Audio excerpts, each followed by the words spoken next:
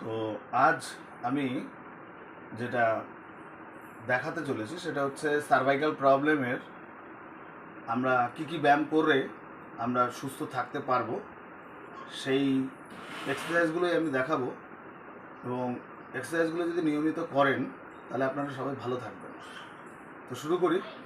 প্রথম যেটা করবেন সেটা হচ্ছে হাতটাকে ঠিক এই পর্যায়ে নিয়ে এসে মাথার পেছনে, ঠিক পেছনের বরাবর আমরা এভাবে করে হাতটা রাখবো এবং হাতটা রেখে হাতটা প্রেশার থাকবে এবং আমরা মাথাটাকে একটু আস্তে আস্তে আস্তে আস্তে পেছনের দিকে প্রেশার দিতে থাকবো এবং 10 সেকেন্ড অবধি আমরা এটা প্রেশারটা রাখবো এবং রেখে আমরা এটা ছেড়ে দেবো।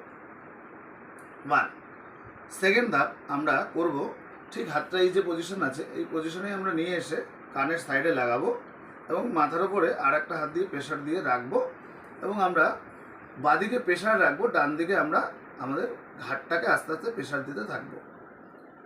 এটা হচ্ছে সেকেন্ড। থার্ড আমরা ঠিক উল্টোটাও ঠিক এইভাবেই করব এবং প্রেশার আমি ডান দিকে প্রেশার দেবো, বাঁদিকে আমি ঘাড় দিয়ে বাঁদিকটা চাপ দেবো।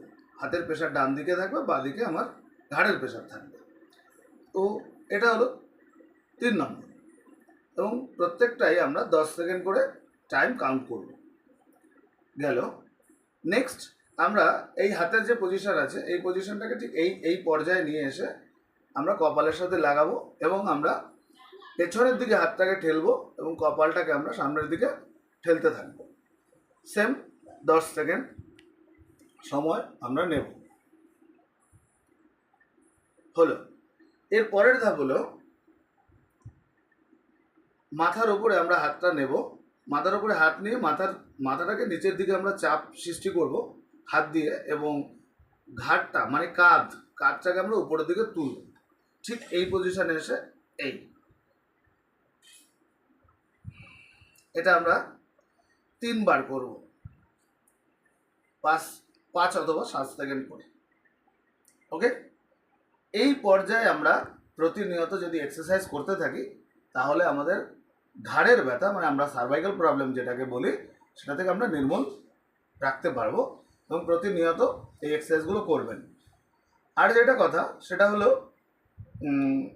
শোয়ার সময় বালিশটা অ্যাভয়েড করুন।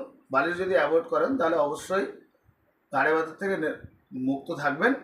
এবং এক্সারসাইজ করার সময় যেটা নজর রাখার বিষয় সেটা হলো কখনোই কোনো মানে চিৎকার চেঁচামেচি যেন না হয়, একটু শান্ত পরিবেশ বানিয়ে তারপর সেখানে এক্সারসাইজ করুন, ভালো থাকবেন।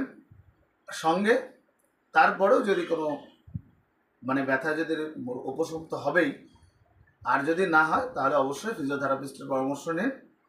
ভালো থাকবেন, সুস্থ থাকবেন।